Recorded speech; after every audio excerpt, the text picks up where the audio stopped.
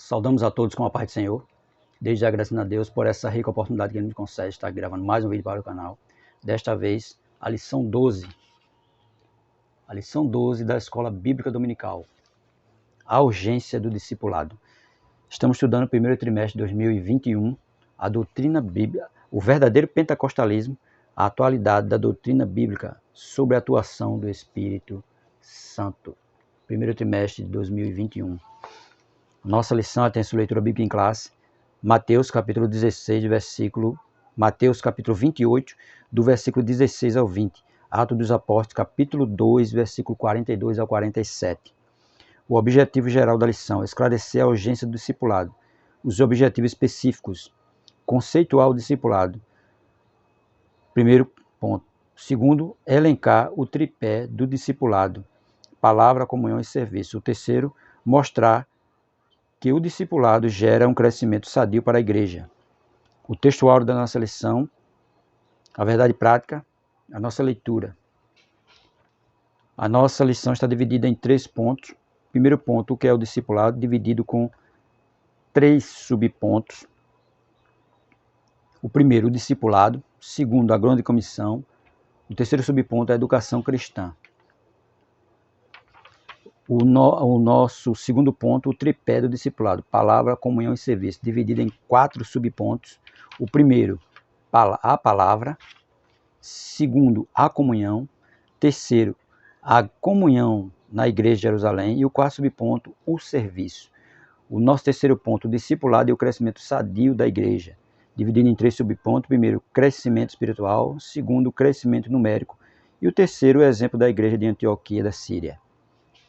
Agradecendo a você que se inscreveu recentemente no canal, você que já está inscrito, muito obrigado.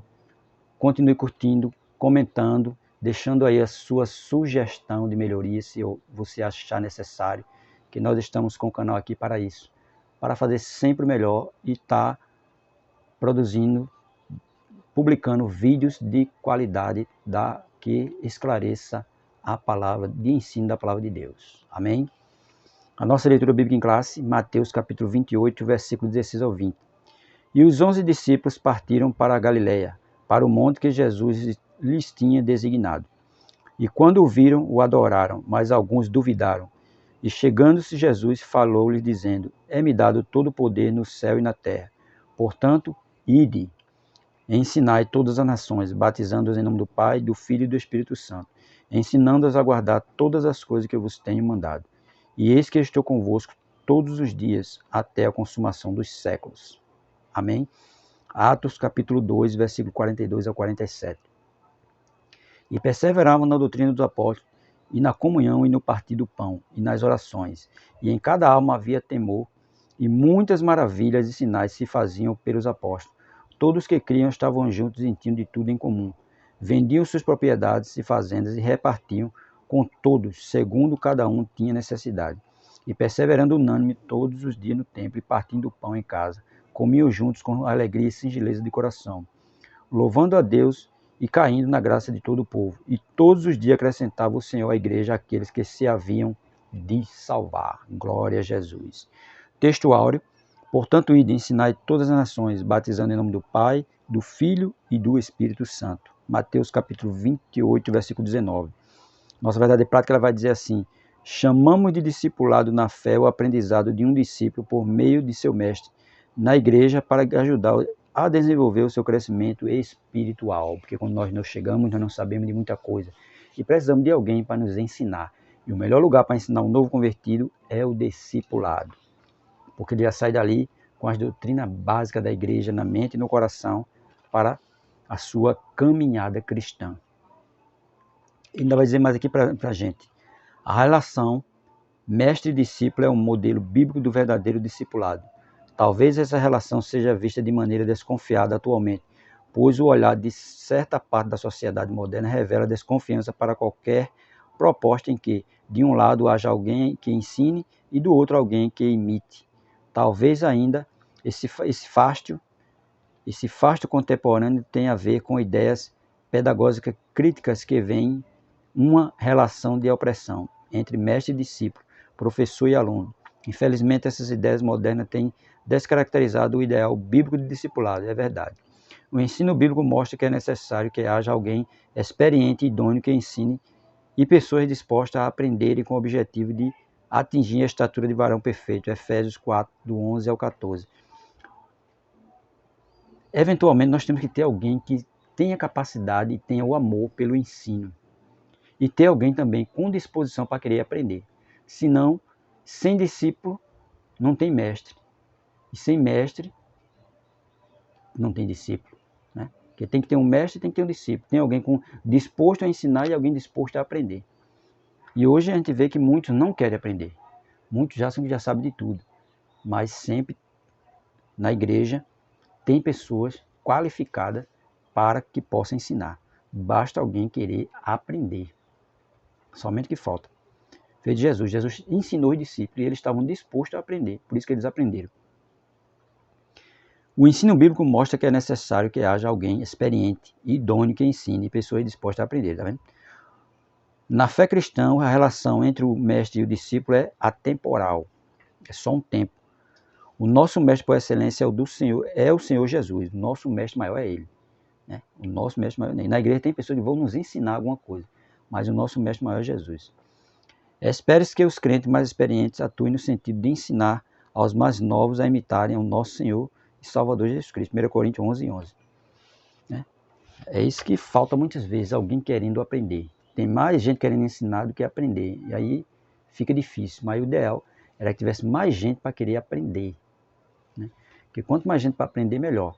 Porque a Bíblia deixa bem claro, aquele que não está apto para aprender também não está apto para ensinar. Que não senta para aprender, não é apto para ensinar. Então todos nós temos que estar sempre buscando o aprendizado. Né?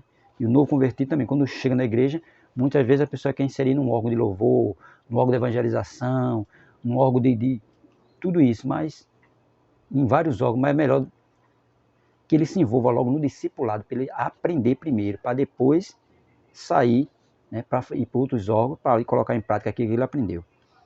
Nosso primeiro ponto vai dizer o que é o discipulado. O termo discipulado vem de discípulo, que significa aprendiz, aluno ou seguidor. Isso vale no âmbito secular e religioso. Qualquer sentido desse termo se aplica ao cristão. Verdade. Primeiro subponto, o discípulo. O termo se aplica com frequência nos evangelhos aos seguidores de Jesus, Mateus capítulo 5, versículo 8, e João capítulo 2, verso 12. Não vamos estar comentando muito versículos, senão o vídeo fica muito longo e você não vai querer assistir. Então a gente deixa os versículos e você depois aí na sua casa vai observando na sua Bíblia. Disso segue o discipulado, ensino para ser seguidor de Cristo, ou seja, é o ensino bíblico básico para o novo convertido desenvolver-se espiritualmente. É o ensino básico, porque o ensino mais graduado, quem vai dar ele é o Espírito Santo de Deus e a sua decorrência e o seu dia a dia na igreja. Trata-se de instruções que abrangem vários aspectos da vida, na área espiritual, emocional e social. O ministério do ensino ocupa espaço relevante no cristianismo. Aparece na lista dos dons da graça de Deus. Se ensinar, haja dedicação ao ensino. Romanos capítulo 12, verso 7. Então, todo aquele que ensina, ele tem que se dedicar ao ensino. Passar um ensino de qualidade para os seus alunos, para os novos convertidos, que é para depois não ter problema. Então, se há ensinar, haja dedicação. Segundo subponto, fala a grande comissão, Mateus 28, versículo 18 ao 20.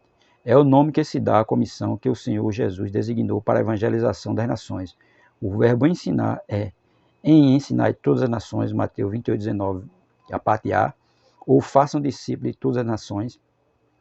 Você vai ver lá em Nova Almeida atualizada, é matatel, fazer discípulos, discipular. O discipulado não é opção, é mandamento divino para edificação e crescimento espiritual de cada cristão. Não é obrigação, é mandamento divino. Né? Jesus designou, ide por todo mundo, ensinai todas as nações. Então, veja que ele mandou primeiro ensinar. Né? Ensinar todas as nações, batizando do Pai, do Filho e do Espírito Santo. Né? E ensinando a guardar todas as que eu vos tenho mandado. Tá? Veja que é um mandamento divino. Ide e ensinai. Aí quando dizer, além do discipulado, ele também ordenou que esses novos discípulos guardem o que aprenderam, ensinando-os a guardar todas as coisas que eu vos tenho mandado, Mateus 28 e 20. Ou seja, as doutrinas e os pontos doutrinários que Jesus ensinou. O livro de Atos dos Apóstolos, o livro de Atos mostra os apóstolos no cumprimento dessa palavra. Atos capítulo 2, verso 42, Atos capítulo 4, versículo 1 e 2 e Atos capítulo 5, versículo 21 e 28. Então é isso. Temos que ensinar aos discípulos novos convertidos, né, a Bíblia, os mandamentos divinos, para que eles possam guardar, né, e as doutrinas da igreja, ensinando a Bíblia Sagrada e ensinando a doutrina da igreja, porque é isso que tem que ser ensinado aos novos convertidos, para que ele possa crescer na graça e no conhecimento. A educação cristã, nosso terceiro subponto. A doutrina dos apóstolos, Atos 2,42, está dentro do corpo doutrinário que Jesus ensinou aos seus discípulos durante o seu ministério terreno e que depois o Espírito Santo se encarregou de orientá-los. Veja que Jesus ensinou e o Espírito Santo se encarregou de orientá-los. Evangelho de João, capítulo 14, versículo 26. O currículo de qualquer um dos nossos cursos teológicos constam diversas disciplinas sobre Deus e Jesus, o Espírito Santo e a Trindade, sobre os anjos, o homem e o pecado, sobre a expiação e a salvação, sobre a morte e a ressurreição dos mortos, sobre a sua vinda e a igreja. Jesus falou e ensinou sobre tudo isso e muito mais, como a teologia prática, a ética, aquilo que o cristão deve praticar no seu dia a dia. O ensino, nesse contexto, pode se referir também aos cursos teológicos. A gente sabe que a maioria das igrejas tem vários cursos teológicos, que são bons, que é para um maior aprendizado do crente.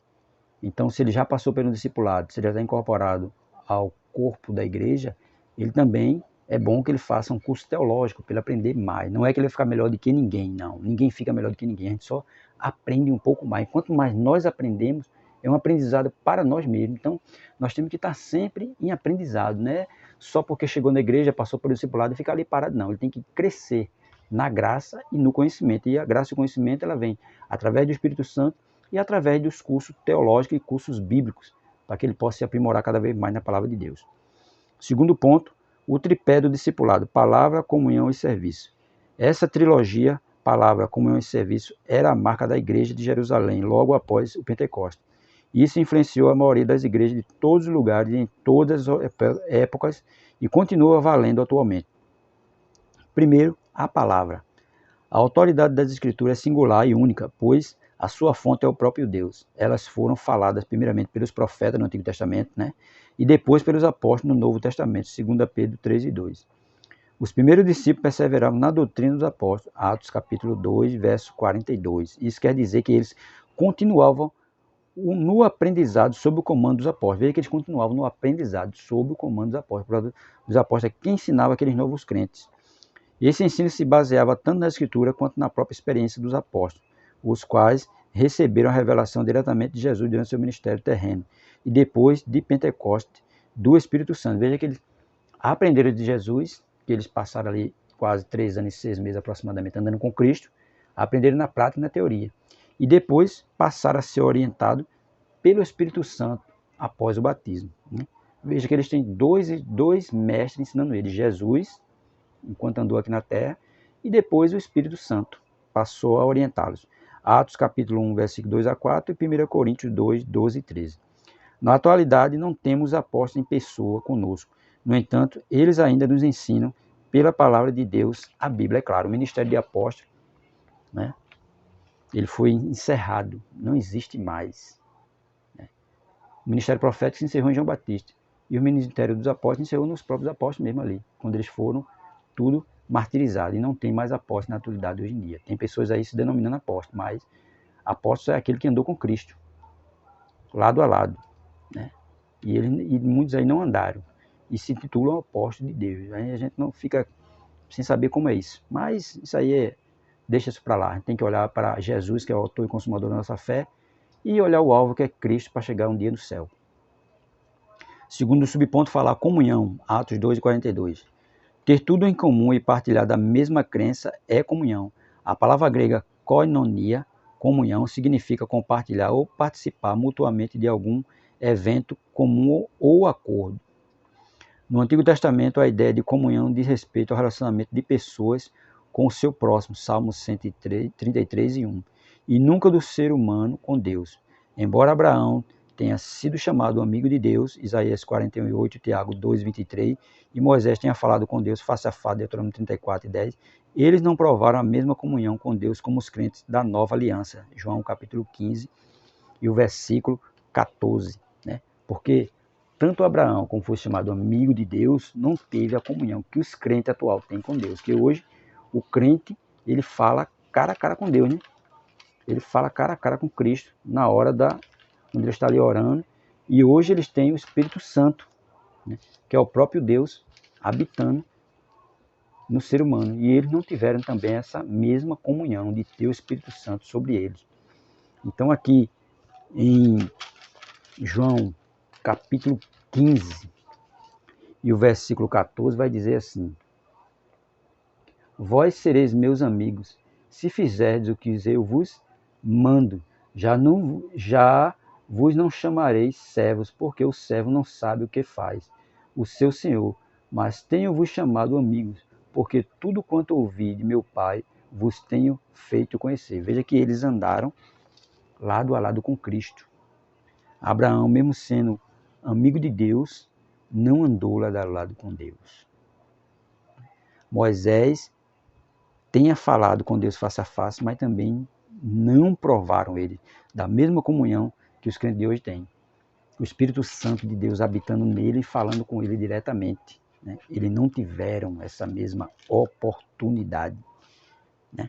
A comunhão do cristianismo envolve tanto o relacionamento entre os irmãos, como também com o Pai, com o Filho, com o Pai, com o Filho, 1 João 1:3, e com o Espírito Santo, 2 Coríntios 13:3. Veja que hoje o crente, a comunhão dele é com Pai, Filho e o Espírito Santo. Ele tem comunhão com os três, através do Espírito Santo de Deus.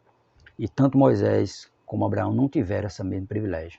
E os crentes de hoje em dia têm um grande privilégio que eles deviam aproveitar, que é essa comunhão com os três, Pai, Filho e Espírito Santo. Está ali com o crente, lado a lado. E eles não tiveram esse privilégio. A comunhão na igreja de Jerusalém, Atos 2:44. A igreja de Jerusalém, logo nos seus primeiros dias, deu ao mundo uma lição de koinonia. O que o texto sagrado diz é que não se trata apenas de compartilhar algo, mas também de unidade. Atos 4, versículo 32. Coração, diz respeito ao centro da vida, a mesma inclinação. A alma é a sede das emoções, fala dos mesmos afetos e sentimentos. Filipenses 2, verso 3 e 1 João 3, 16-18. Todos os crentes tinham o mesmo propósito, a mesma esperança, servindo ao mesmo Senhor. Os crentes daquela época, eles tinham uma mesma esperança. Para eles, Jesus ia voltar naquela mesma época. E eles não estavam preocupados com bens materiais, não estavam preocupados com nada, eles estavam preocupados só em viver em união, em comunhão um para com o outro. É tão tal que muitos vendiam suas propriedades e depositavam o dinheiro nos pés dos apóstolos, e os apóstolos distribuíam com aqueles que estavam necessitados. É tão tal que a Bíblia vai dizer que naquela época não tinha muita gente necessitada, né? Tinha pobre, mas não tinha pessoas necessitadas, passando fome, porque todos eram assistidos. E aqueles que tinham sua propriedade não estavam preocupados com propriedade, mas estavam preocupados com a volta de Cristo. Eles não estavam se aprendendo mais a bem material, estavam se prendendo agora com Cristo, para que Cristo voltasse e eles fossem arrebatados. Então, por isso que havia comunhão e partir do pão, né? Comunhão quer dizer que união entre os crentes daquela época. E o partir do pão porque ninguém estava passando fome. Tinha pessoas pobres, mas não tinha pessoa faltando o alimento, porque era suprida a necessidade deles. Aqueles que eram ricos estavam se prendendo de sua riqueza para ajudar os mais pobres. Veja que eles estavam com o mesmo pensamento. Eles estavam numa mesma unidade. A comunhão na igreja de Jerusalém. Então, eles estavam aí em comunhão, em união, não só para ajudar também os necessitados, mas também para servir a Cristo. Porque o ponto principal dele era servir a Cristo, servindo a Cristo através da união e do partir do pão. Então a Bíblia deixa bem claro isso, que eles viviam em unidade. Quarto subponto, o serviço. Trata-se de um termo de significado amplo nas escrituras sagradas. O termo visto isoladamente quer dizer um trabalho realizado para alguém ou alguém seguindo as suas instruções. O termo no Antigo Testamento se relaciona, na maioria das vezes, aos sacerdotes do santuário e também a qualquer pessoa temente a Deus. Juízes, Josué 24:15. Na primeira igreja de Jerusalém, o serviço cristão está presente. Na primitiva igreja de Jerusalém, o serviço cristão está representado sumariamente na perseverança no ensino dos apóstolos, na comunhão e no partir do pão e nas orações. Atos capítulo 2, versículo 42 a 47. É isso que Deus espera de cada um de nós, no cumprimento da grande comissão. Porque era ensino dos apóstolos, na comunhão, no partir do pão e nas orações. A igreja daquela época vivia assim, seguindo a doutrina dos apóstolos, viviam em comunhão, partindo o pão entre eles e nas orações. Era essa a igreja primitiva, uma igreja que vivia para o serviço e ajudando aqueles que necessitavam de alguma coisa. Ele não estava se preocupando com eles mesmos, eles estavam se preocupando só em servir, tanto ao próximo como a Cristo, porque eles foram chamados para um serviço. E o serviço era ensinar e ao povo e aos novo convertidos a guardar os mandamentos de Cristo. E a partir de tudo isso eles viviam em unidade, repartindo o pão entre eles, no ensino dos apóstolos e nas orações. Era isso que eles viviam naquela época. Por isso que vai dizer que a igreja naquela época crescia muito por conta disso, porque o mundo estava vendo a maneira que os crentes estavam vivendo. Os crentes naquela época viviam em união, um preocupado com o outro, um preocupado em suprir a necessidade do outro, todos preocupados em fazer o serviço de Cristo, viver de forma diferente e pregar o evangelho a todos aqueles que encontravam pela rua. Por isso que a igreja sempre, mesmo perseguida naquela época, eles não estavam preocupados com perseguição não, eles estavam preocupados só em servir a Cristo, mesmo que fosse para ser sacrificado nas arenas, morto à espada, tocado fogo, eles não estavam preocupados com isso, eles estavam preocupados só em servir a Cristo. E o discipulado deles foi um discipulado onde eles aprenderam muito, e tanto que aprenderam que viveram totalmente em união. Nosso terceiro ponto vai falar o discipulado e o crescimento sadio da igreja. A igreja precisa do processo do discipulado para cumprir o propósito da grande comissão.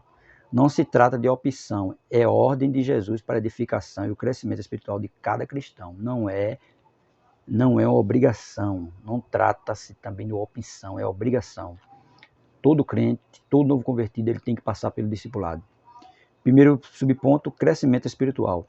O processo de discipulado tem por objetivo instruir o novo convertido sobre os vários aspectos da vida cristã. Todas as pessoas que vêm a Cristo precisam ser discipuladas. Isso porque elas se tornaram novas criaturas. 2 Coríntios 5,17. Quem está em Cristo, nova criatura é essa, que tudo se fez novo. Ele vai andar em novidade de vida. Mas para ele andar em novidade de vida, primeiro ele tem que aprender como andar em novidade de vida. E passam a viver uma nova experiência, Romanos 6:4. Elas precisam ser ensinadas para o seu crescimento espiritual e amadurecimento na fé. Crescer na graça e no conhecimento do Senhor e Salvador Jesus Cristo, 2 Pedro 3,18. E quando ele chega com uma visão totalmente errônea de Cristo. Então ele tem que passar pelo discipulado, para ele aprender realmente quem é Jesus. O sacrifício que ele fez em prol de cada alma deste mundo. Então ele tem que passar pelo discipulado. O discipulado deve ser o primeiro órgão que o novo convertido deve participar. Não só ele, mas também aquele crente que desejar aprender um pouco mais. Ele querendo, ele pode participar do discipulado. Segundo, o crescimento numérico. O processo de discipulado proporciona à igreja, além do crescimento espiritual, o crescimento numérico. Atos 9:31. Note que o propósito da terceira viagem do apóstolo Paulo não foi para plantar igrejas locais, mas para discipular e ensinar a igreja de Éfeso, formar e treinar obreiro para a seara do Senhor. E ele ficou ali durante 3 anos, Atos capítulo 18, versículo 22 e 23, e Atos 19, versículo 1, e o versículo 20, e Atos 20, o versículo 31. Veja que Paulo foi o quê? Orientar, ensinar, né, a igreja, e foi formar também obreiro, porque muitos obreiros passam pelo discipulado. E além dele passar pelo discipulado, já vai sair um obreiro que não vai dar muitas vezes problema à igreja. Né? Porque tem obreiro que não passa pelo discipulado, quando chega na frente está dando problema. E aqui a gente vai ver que Paulo não foi formar a igreja, mas sim treinar os obreiros, né? E ensinar a outros. Foi formar e ensinar o obreiro para a seara do Senhor, que a seara é grande. E os obreiros são poucos, mas Paulo foi ali aí, ensinar, né, e treinar novos obreiros. Porque muita gente ainda precisa passar pelo discipulado para aprender um pouco mais. O exemplo da igreja de Antioquia da Síria. O público da igreja de Antioquia era gentio, identificado como gregos, Atos capítulo 11, versículo 20 e 21. Os apóstolos de Jerusalém enviaram Barnabé para discipulá-los, Atos 11, 22. Ao se deparar com um grupo de gregos convertidos, ele concluiu que ninguém seria melhor do que Saulo para ensinar esses novos crentes dos costumes estranhos. Veja que Paulo era um perseguidor da igreja, mas mesmo sendo perseguidor da igreja, ele já tinha sido escolhido por Cristo para ensinar, para evangelizar e formar a igreja, e principalmente a igreja gentílica, né, dos gentios. E Barnabé, vendo isso, observou que não tinha pessoa melhor do que Saulo para ensinar esse povo. Novos crentes de costumes estranhos. Barnabé não hesitou em buscá-lo em Tarso para essa nobre tarefa. Atos 11, 25. Eles discipularam a igreja durante um ano inteiro. Assim, desde muito cedo, na história do cristianismo, a igreja se preocupa com o discipulado, pois fazer discípulo não é a mesma coisa que fazer membro de igreja, não é a mesma coisa. Muita gente entra na igreja para ser membro, mas não passa pelo discipulado. Então, o discipulado é diferente. É um aprendizado, onde vai